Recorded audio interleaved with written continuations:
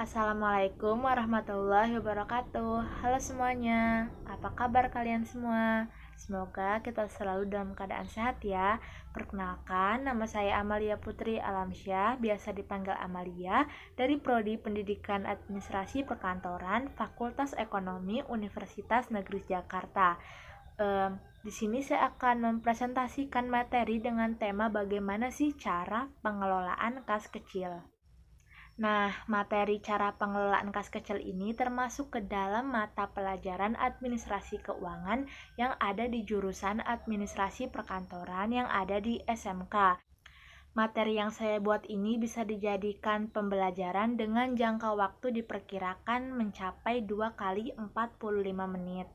Masuk ke bagian daftar isi, inilah beberapa submateri yang akan kita bahas secara bersama-sama, yaitu ada kas kecil, tujuan dan karakteristik kas kecil, petugas pelaksanaan kas kecil, prosedur pengelolaan dana kas kecil, perlengkapan serta dokumen apa yang dibutuhkan dalam pengelolaan dana kas kecil, fungsi apa yang terkait dengan pengelolaan kas kecil, mutasi dana kas kecil, dan yang terakhir ada sistem pencatatan dana kas kecil. Lalu di bagian akhir kita akan membuat suatu rangkuman mencakup dari materi yang akan kita jelaskan sebelumnya.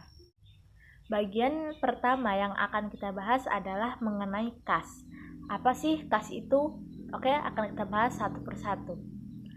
Kata kas atau cash memiliki berbagai pengertian, antara lain kas yaitu tempat menyimpan uang, kas yaitu uang, kas yaitu tempat membayar dan menerima uang, dan terakhir dalam kamus istilah akuntansi dijelaskan bahwa uang kas adalah setiap alat tukar yang diterima oleh bank dengan nilai nominal untuk disimpan.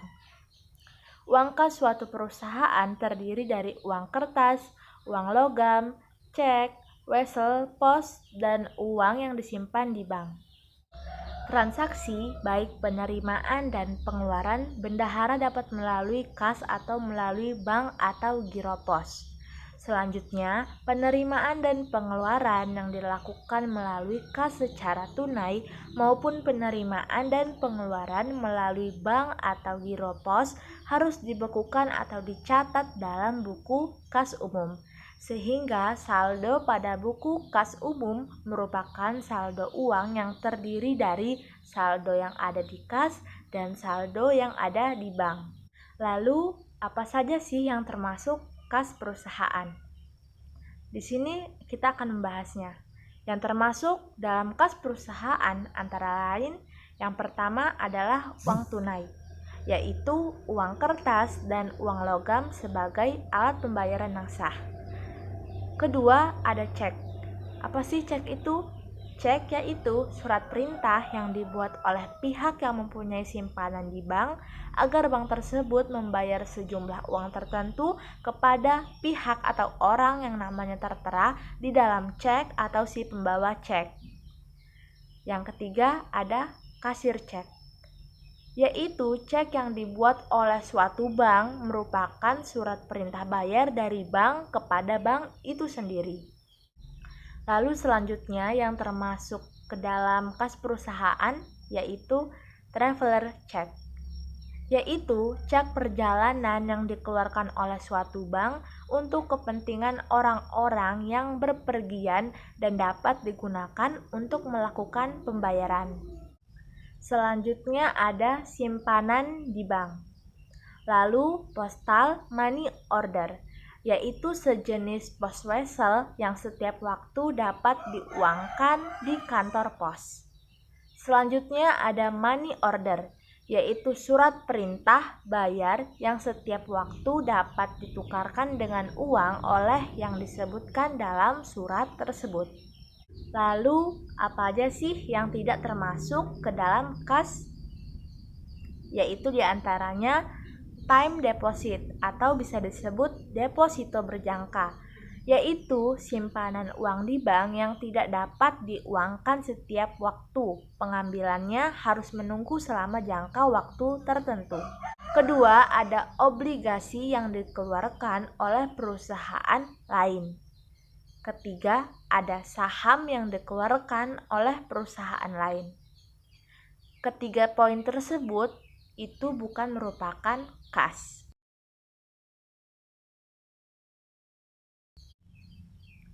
Nah, sebelumnya tadi kita membahas mengenai kas. Bahasan yang kedua adalah mengenai kas kecil. Kalian tahu nggak sih apa itu kas kecil? Kita belajar sama-sama ya. Kas kecil atau petty cash adalah sejumlah dana yang dibentuk khusus untuk pengeluaran yang bersifat rutin dan relatif kecil jumlahnya. Kas kecil digunakan untuk mendanai pengeluaran pimpinan yang jumlahnya relatif kecil, seperti dana entertainment klien atau rekan kerja pimpinan, dan dana konsumsi untuk kepentingan rapat, dan sebagainya. Dana yang disediakan oleh perusahaan untuk keperluan sehari-hari dengan jumlah yang relatif kecil disebut kas kecil atau petty cash. Pengeluaran-pengeluaran yang jumlahnya relatif kecil dan tidak akan ekonomis apabila dibayar dengan cek, misalnya pembelian materai, perangko, rekening telepon, rekening listrik, rekening air, perlengkapan kantor, biaya keamanan, dan biaya kebersihan, dan sebagainya. Nah, untuk mengatasi kelemahan-kelemahan tersebut, dibuatlah kas kecil untuk membayar pengeluaran-pengeluaran yang jumlahnya relatif kecil. Nah, bahasan selanjutnya adalah mengenai tujuan dan karakteristik kas kecil. Apa sih tujuan dibentuknya kas kecil itu? Yang pertama adalah untuk membayar pengeluaran yang jumlahnya kecil, biasanya sudah ditentukan batas maksimum. Yang kedua, untuk membayar pengeluaran yang sifatnya mendadak. Yang ketiga, untuk keperluan pembayaran yang jumlahnya relatif kecil dan tidak praktis jika dibayarkan dengan cek. Yang keempat, untuk membantu kelancaran kegiatan pimpinan. Dan yang terakhir, untuk membantu administrasi kantor atau sekretaris dalam melaksanakan tugasnya, yaitu memberikan pelayanan yang optimal kepada kolega dan pelanggan.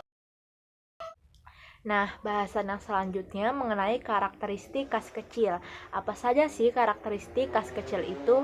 Yuk kita simak. Yang pertama, jumlahnya dibatasi, tidak lebih atau tidak kurang dari suatu jumlah tertentu yang telah ditetapkan oleh manajemen perusahaan. Tentunya masing-masing perusahaan menetapkan jumlah yang berbeda sesuai dengan skala operasional perusahaan, biasanya antara 500.000 sampai dengan 5 juta rupiah. Karakteristik yang kedua yaitu dipergunakan untuk mendanai transaksi kecil yang sifatnya rutin setiap hari. Yang ketiga, disimpan di tempat khusus, entah itu dengan kotak kecil yang biasa disebut dengan petty cash box atau di dalam sebuah amplop. Yang keempat yaitu ditangani atau dipegang oleh petugas keuangan di tingkatan pemula atau disebut junior cashier. Nah, kita masuk ke chapter berikutnya mengenai petugas pelaksanaan kas kecil. Poin pertama yang akan kita bahas mengenai petugas pelaksanaan kas kecil.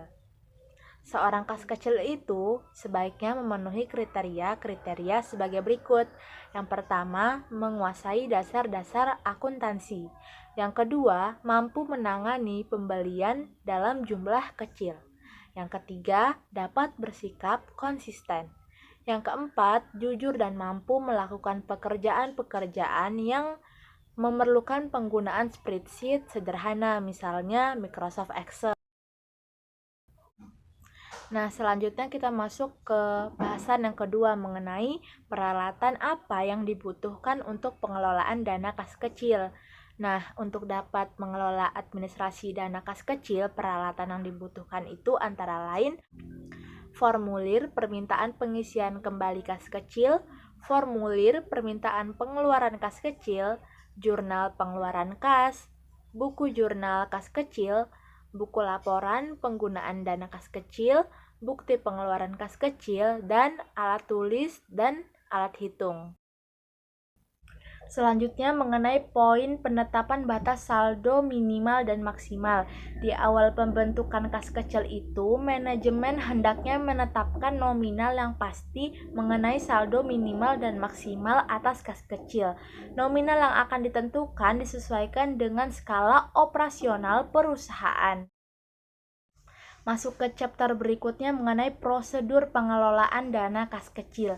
Dana kas kecil diserahkan atau ditugaskan kepada juru bayar atau biasa disebut dengan bendahara yang bertanggung jawab penuh terhadap pengeluaran-pengeluaran yang digunakan dalam kegiatan perusahaan.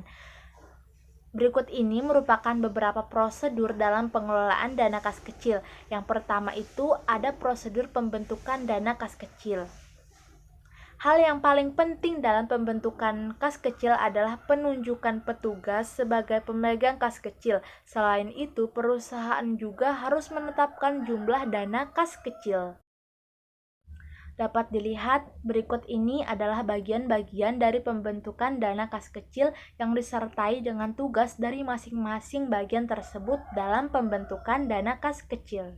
Nah, yang pertama itu ada bagian utang. Apa saja sih tugas dari bagian utang itu? Yuk kita simak. Yang pertama, menerima surat keputusan pembentukan dana kas kecil yang berasal dari kepala bagian keuangan di perusahaan. Yang kedua, membuat bukti pengeluaran kas dengan beberapa rangkap, tergantung keperluan perusahaan.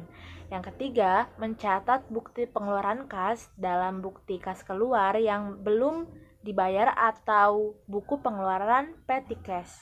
Yang keempat, apabila bukti pengeluaran sudah diproses di kasa, maka bagian utang akan kembali menerima bukti pengeluaran kas yang telah dicap lunas dari bagian kasa dilampiri surat keputusan pembentukan dana kas kecil, kemudian mencatat nomor cek dan tanggal pembayaran sesuai data bukti pengeluaran kas tersebut. Nah, selanjutnya kita masuk ke bagian kasir. Apa saja sih tugas bagian kasir itu? Yang pertama, menerima bukti pengeluaran kas pada lembar 1 dan 3 beserta surat dan lampiran surat keputusan tentang pembentukan kas kecil. Yang kedua, menyediakan cek sesuai dengan jumlah yang telah tercantum dalam bukti pengeluaran kas dan surat keputusan pembentukan kas kecil. Yang ketiga, membutuhkan tanda cap lunas pada bukti pengeluaran kas dan surat keputusan pembentukan dana kas kecil, lalu menyerahkannya ke bagian utang. Nah, bagian selanjutnya yaitu ada pemegang dana kas kecil. Tugasnya itu 1. Menerima cek dari kasa serta bukti pengeluaran kas dilampiri surat pembentukan dana kas kecil dari bagian utang. Kedua, mencatat bukti pengeluaran kas dalam buku jurnal pengeluaran kas. Ketiga, mencairkan dana cek ke bank dan menyimpan dana kas kecil. Dan terakhir, mengarsipkan bukti pengeluaran dan diurutkan berdasarkan tanggal. Nah, tujuan dibentuknya kas kecil itu untuk menangani masalah perlengkapan atau perbekalan kantor yang dilakukan oleh suatu bagian di kantor. Pembentukan kas kecil biasanya berdasarkan langkah-langkah berikut. Yang pertama, untuk menghindari cara-cara pembayaran pengeluaran yang relatif kecil dan mendadak, yang tidak ekonomis dan tidak praktis. Kedua, meringankan beban pada staf dalam memberikan pelayanan secara optimal kepada pelanggan termasuk relasi bisnis pimpinan. Dan yang ketiga, untuk mempercepat kegiatan atasan yang mempergunakan dana secara mendadak dan tidak terencana. Selanjutnya ada prosedur pengeluaran kas kecil. Pemegang kas kecil mempunyai kewenangan untuk melakukan pengeluaran kas dengan menggunakan uang yang terdapat dalam kas kecil sepanjang tidak bertentangan dengan kebijakan yang telah ditetapkan manajemen. Biasanya, manajemen membuat ketentuan tentang jumlah batasan maksimum pengeluaran untuk tiap transaksi yang diizinkan dan larangan-larangan tertentu. Misalnya, kas kecil tidak boleh digunakan untuk memberi pinjaman kepada karyawan. Setiap pembayaran yang dilakukan melalui kas kecil harus didokumentasikan dengan menggunakan bukti pengeluaran kas kecil atau voucher kas kecil. Nah, berikut uraian tugas dari masing-masing pihak. Yang pertama itu ada pemakai dana kas kecil. Tugasnya adalah mengisi formulir surat permintaan pengeluaran dana kas kecil, kemudian diberikan kepada pemegang dana kas kecil. Yang kedua, menerima uang tunai dan surat permintaan pengeluaran dana kas kecil. Yang ketiga, mengumpulkan bukti-bukti penggunaan pengeluaran dana kas kecil. Yang keempat, mengisi formulir bukti pengeluaran kas kecil berdasarkan data bukti pendukung. Dan yang terakhir, menyerahkan bukti pengeluaran kas kecil, bukti-bukti pendukung, dan surat permintaan pengeluaran kas kecil. Bukti-bukti pendukung dan surat permintaan pengeluaran dana kas kecil. Nah, bagian yang kedua ini ada pemegang dana kas kecil. Tugasnya itu menerima surat permintaan pengeluaran dana kas kecil dari bagian yang memerlukan dana atau pemakai. Yang kedua, menyerahkan uang tunai dan surat permintaan pengeluaran dana kas kecil kepada pemakai dana kas kecil. Yang ketiga, menerima bukti pengeluaran kas kecil, bukti pendukung, dan surat permintaan pengeluaran kas kecil dari pemakai dana kas kecil sebagai bukti pertanggungjawaban. Dan yang keempat, membubuhkan cap lunas pada bukti pengeluaran kas kecil, bukti-bukti pendukung, dan surat permintaan pengeluaran dana kas kecil. Yang kelima, itu menyerahkan surat permintaan pengeluaran dana kas kecil yang telah dicap lunas kepada pemakai dana kas kecil. Selanjutnya, menyiapkan bukti pengeluaran kas kecil, bukti-bukti pendukung, dan surat pengeluaran dana kas kecil. Dokumen-dokumen tersebut diserahkan kepada bagian utang pada saat pengajuan permintaan pengisian kembali dana kecil. Masuk ke bahasan selanjutnya mengenai prosedur pengisian kembali kas kecil. Pemegang dana kas kecil membuat permintaan pengisian kas kecil berdasarkan bukti-bukti pengeluaran kas kecil. Berdasarkan dokumen transaksi tersebut, bendahara mengisi cek dan meminta otorisasi cek kepada pemilik otoritas, misal kepada kepala departemen. Apabila uang yang terdapat dalam dana kas kecil mencapai tingkat minimum, dana harus diisi kembali. Permintaan pengisian kembali dilakukan oleh pemegang kas kecil. Nah, agar kas kecil ini tidak disalahgunakan, perlu dilakukan pengendalian dalam penggunaannya, yaitu melakukan pengecekan rutin oleh pihak yang berwenang dalam perusahaan dan selalu mengikuti prosedur yang telah berjalan di perusahaan. Kegiatan bagian jurnal dalam prosedur pembentukan dana kas kecil adalah menerima lembar 1 untuk dijadikan sebagai bukti yang sudah dicap lunas beserta lampiran surat keputusan pembentukan dana kas kecil. Selain itu, tugas yang diberikan kepada bagian jurnal adalah: pertama, mencatat bukti pengeluaran kas dalam buku jurnal pengeluaran kas atau disebut cek register. Yang kedua, mengarsipkan pengeluaran kas beserta surat keputusan pembentukan dana kas kecil dalam map khusus, yaitu map arsip bukti pengeluaran kas atau voucher yang telah dibayar. Penerapan cara pengelolaan kas kecil akan memperkuat pengendalian intern karena yang pertama, akuntan intern dapat melakukan pemeriksaan mendadak untuk menghitung kecocokan kas yang sesungguhnya ada dengan yang seharusnya ada dalam kas kecil. Yang kedua, bukti-bukti pengeluaran kas tidak mungkin dapat digunakan kembali untuk meminta penggantian kas karena bukti yang telah dipertanggungjawabkan selalu diberi tanda telah dibayar.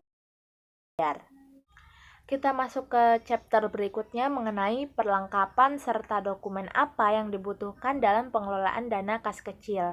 Nah, kita bahas poin pertama dulu mengenai perlengkapan dalam pengelolaan kas kecil. Nah, perlengkapan yang dibutuhkan itu apa saja sih? Yuk kita simak.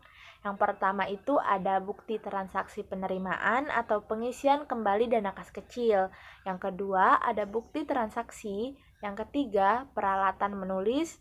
Yang keempat alat untuk menghitung.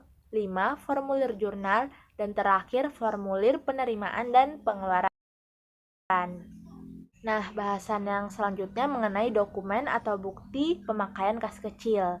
Peralatan atau dokumen yang dibutuhkan dalam pengelolaan dana kas kecil diantaranya bukti kas keluar. Dokumen ini berfungsi sebagai perintah pengeluaran kas dari fungsi akuntansi kepada fungsi kas besar yang tercantum dalam dokumen tersebut. Dalam sistem dana kas kecil, dokumen ini diperlukan pada saat pengisian kembali dana kas kecil. Nah, dokumen yang kedua itu cek. Apa itu cek? Cek merupakan dokumen yang digunakan untuk memerintahkan bank melakukan pembayaran sejumlah uang kepada orang atau badan yang namanya tercantum pada cek atau pembawa cek. Dokumen yang ketiga itu permintaan pengeluaran kas kecil. Dokumen ini dipergunakan oleh pemakai kas kecil untuk meminta sejumlah uang kepada pemegang dana kas kecil. Bagi pemegang dana kas kecil, dokumen ini berfungsi sebagai bukti pengeluaran. Dokumen ini diarsipkan oleh pemegang kas kecil menurut nama pengeluaran dana kas kecil. Dokumen yang keempat adalah bukti pengeluaran kas kecil. Dokumen ini dibuat oleh pemakai dana kas kecil untuk mempertanggungjawabkan pemakaian dana kas kecil. Dokumen ini dilampiri dengan bukti-bukti pengeluaran kas kecil dan diserahkan oleh pemakai dana kas kecil kepada pemegang kas kecil. Dokumen yang kelima itu ada permintaan pengisian kembali kas kecil. Dokumen ini dibuat oleh pemegang dana kas kecil untuk meminta kepada bagian utang agar dibuatkan bukti kas keluar guna pengisian kembali dana kas kecil.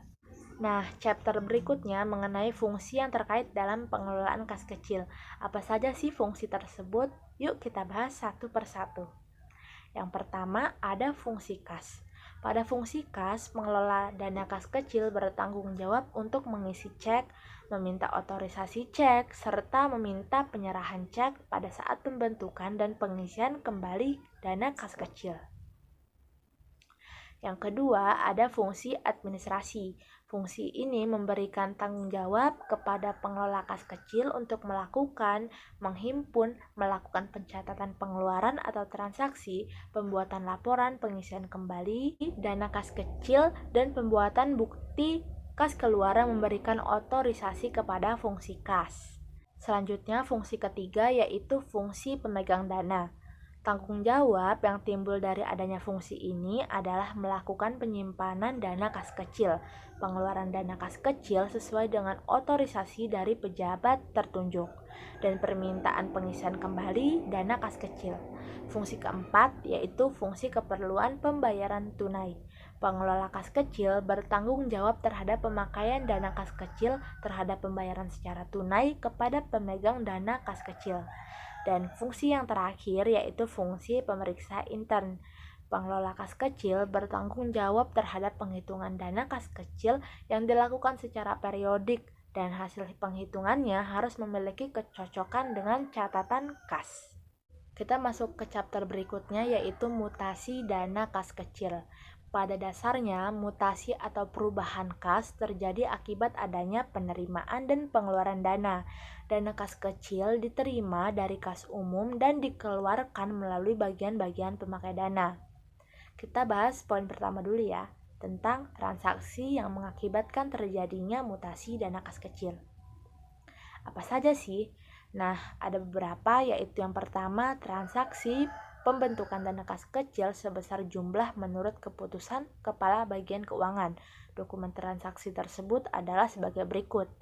Bukti pengeluaran kas yang dibuat oleh bagian utang dan surat keputusan Kepala Bagian Keuangan sebagai dokumen pendukung. Nah, yang kedua itu transaksi pemakaian dana kas kecil melalui bagian-bagian pemakai dana. Dokumen transaksi ini sebagai berikut. 1. Bukti pengeluaran dana kas kecil yang dibuat bagian-bagian pemakai dana. 2.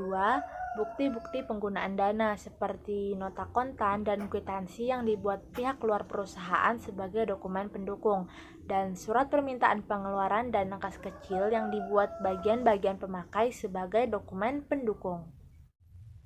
Yang ketiga itu ada transaksi pengisian kembali dana kas kecil. Dokumen transaksi tersebut itu seperti bukti pengeluaran kas yang dibuat oleh bagian utang, surat permintaan pengisian kembali dana kas kecil sebagai dokumen pendukung dibuat oleh bagian-bagian pemegang dana kas kecil, dan terakhir bukti pengeluaran kas kecil sebagai dokumen pendukung dibuat oleh bagian-bagian pemakai dana kas kecil. Nah, bahasan yang selanjutnya mengenai dokumen atau bukti pengelolaan dana kas kecil. Setiap transaksi yang akan mempengaruhi posisi saldo kas kecil harus dicatat ke dalam dokumen yang digunakan untuk mengelola administrasi dana kas kecil. Identifikasi mutasi dana kas kecil harus didukung oleh bagian-bagian yang berkaitan dengan mutasi tersebut, agar pertanggungjawaban penggunaan dana kas kecil lebih jelas.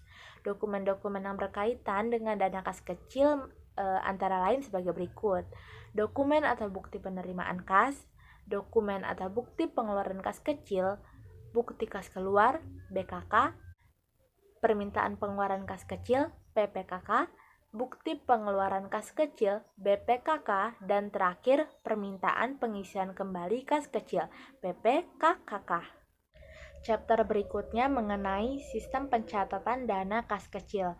Sistem pencatatan dana kas kecil ini dibagi menjadi dua. Yang pertama ada metode dana tetap, dan yang kedua ada metode berubah-ubah. Nah, yang pertama ini kita akan membahas metode tetap dulu atau disebut dengan impress file system. Apa itu metode tetap? Oke, metode tetap adalah metode pembukuan kas kecil di mana rekening kas kecil jumlahnya selalu tetap. Setiap pengeluaran kas terjadi, pemegang petty cash tidak serta-merta langsung mencatatnya, tetapi hanya sekedar mengumpulkan bukti transaksi pengeluarannya.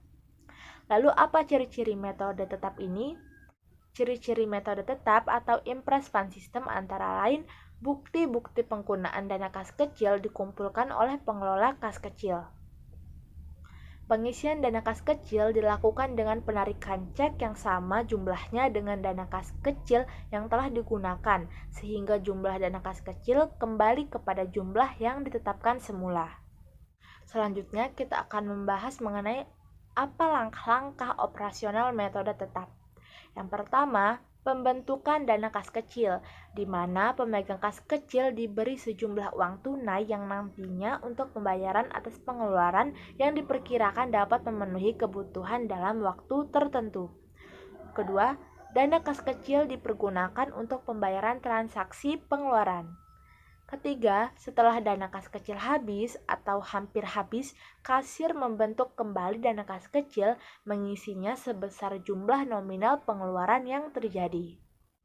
Lalu, apa keuntungan dari metode tetap ini? Yang pertama, menghemat waktu dalam pembukuan. Kedua, memudahkan untuk mengetahui setiap pengeluaran berdasarkan pos pengeluaran pada setiap pembukuan.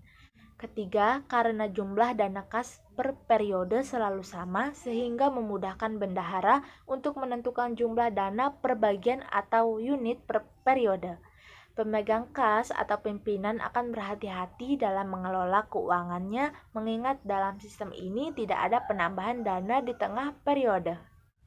Nah, ada keuntungan, pasti ada kelemahan. Kelemahan dari metode tetap ini diantaranya hanya dapat mengecek saldo kas di akhir bulan atau di akhir transaksi. Yang kedua, petugas kas kecil ini atau sekretaris tidak dapat sewaktu-waktu mengambil atau mengisi kas. Yang ketiga, tidak dapat sewaktu-waktu untuk mengecek dana kas. Selanjutnya, metode yang kedua adalah metode berubah-ubah. Metode berubah-ubah ini adalah suatu metode pengisian dan pengendalian kas kecil, di mana jumlah kas kecil akan selalu berubah-ubah atau sesuai dengan kebutuhan. Sistem ini menghendaki bahwa jumlah nominal kas kecil tidak ditetapkan, tetapi sesuai dengan kebutuhan. Ini salah satu contohnya. Misalnya, ketika pertama kali membuat kebijakan, perusahaan menetapkan jumlah nominal kas kecil sebesar 5 juta rupiah. Kemudian digunakan sesuai dengan kebutuhan dan kemudian kas kecil diisi kembali. Ketika waktu pengisian, jika perusahaan menggunakan sistem dana tetap, jumlah kas kecil harus sama jumlahnya dengan saldo awal kas kecil. Namun, pada metode sistem dana berubah atau dana mengambang, jumlah pengisian kembali kas kecil tidak harus sama dengan nilai nominal saldo awalnya, jadi bisa kurang maupun lebih. Adapun ciri-ciri dari metode berubah-ubah ini antara lain Pembentukan dan pengisian kembali dana kas kecil dicatat di debit dalam akun kas kecil. Lalu, bukti pengeluaran kas kecil dicatat dalam buku jurnal kas kecil dengan mendebit akun-akun yang terkait dengan penggunaan dan kredit akun kas kecil. Lalu, besarnya jumlah dana kas kecil yang disediakan berfluktuasi disesuaikan dengan perkembangan kegiatan bagian-bagian pemakai dana. Nah, metode berubah-ubah ini mempunyai keuntungan dan kelemahan. Keuntungannya itu antara lain saldo kas kecil dapat diketahui setiap saat. Apabila dana kas kecil tidak cukup, administrasi atau petugas kas kecil dapat meminta atau mengambil dana kembali. Dan dana awal tiap periode selalu sama. Lalu mudah dilakukan pengontrolan terhadap buku kas. Sedangkan kelemahan dari metode berubah-ubah ini adalah yaitu tidak dapat diketahui pengeluaran terbanyak digunakan untuk apa. Nah, dari dua metode tadi, metode tetap dan metode fluktuasi yang telah kita bahas, kira-kira kalian dapat menyimpulkan tidak apa saja sih perbedaan antara dua metode tersebut? Untuk lebih meyakinkan jawaban kalian, kita bahas bersama-sama lagi ya. Perbedaan antara metode dana tetap dengan metode fluktuasi adalah yang pertama, dalam metode dana tetap, pengeluaran yang dilakukan oleh kasir kas kecil tidak dibuat jurnal. Sedangkan dalam metode fluktuasi, pengeluaran yang dilakukan oleh kasir kas kecil dibuatkan jurnal. Yang kedua, dalam metode dana tetap, besarnya penggantian sebesar pengeluaran yang telah dilakukan sehingga saldo kas kecil selalu tetap seperti semula. Sedangkan pada metode fluktuasi, pengisian kembali tidak harus sebesar pengeluaran yang dilakukan.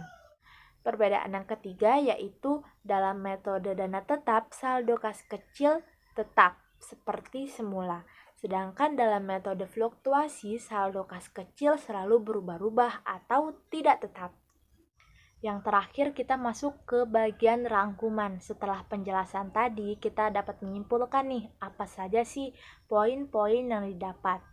Yang pertama, kita akan menyimpulkan kas, sehingga dapat disimpulkan kas adalah alat pembayaran tunai yang setiap saat dapat digunakan untuk membiayai berbagai macam kegiatan yang dilakukan oleh suatu lembaga, instansi, atau suatu perusahaan. Sedangkan kas kecil atau petty cash adalah sejumlah dana yang dibentuk khusus untuk pengeluaran yang bersifat rutin dan relatif kecil jumlahnya. Kas kecil ini digunakan untuk mendanai pengeluaran-pengeluaran pimpinan yang jumlahnya relatif kecil. Poin berikutnya mengenai perlengkapan kas kecil yang dibutuhkan, yaitu ada bukti transaksi penerimaan atau pengisian kembali dana kas kecil, bukti transaksi, peralatan menulis, alat untuk menghitung, formulir jurnal, dan formulir penerimaan dan pengeluaran. Rangkuman berikutnya mengenai peralatan atau dokumen apa saja yang dibutuhkan dalam pengelolaan dana kas kecil. Yang pertama ada bukti kas keluar, cek, permintaan pengeluaran kas kecil, bukti pengeluaran kas kecil, dan permintaan pengisian kembali kas kecil.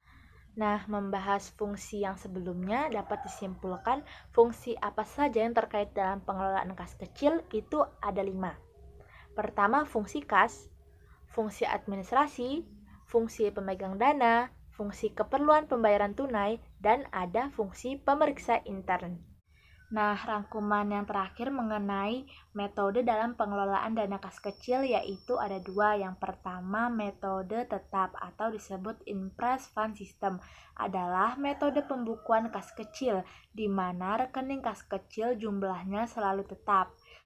Lalu yang kedua yaitu metode berubah-ubah, yaitu suatu metode pengisian dan pengendalian kas kecil di mana jumlah kas kecil akan selalu berubah-ubah atau sesuai dengan kebutuhan. Sekian presentasi dari saya, semoga kita semua dapat mengambil sisi positif dari pembelajaran kali ini. Tetap sehat dan semangat terus untuk menjalankan aktivitas sehari-hari. Kurang lebihnya saya mohon maaf. Wassalamualaikum warahmatullahi wabarakatuh.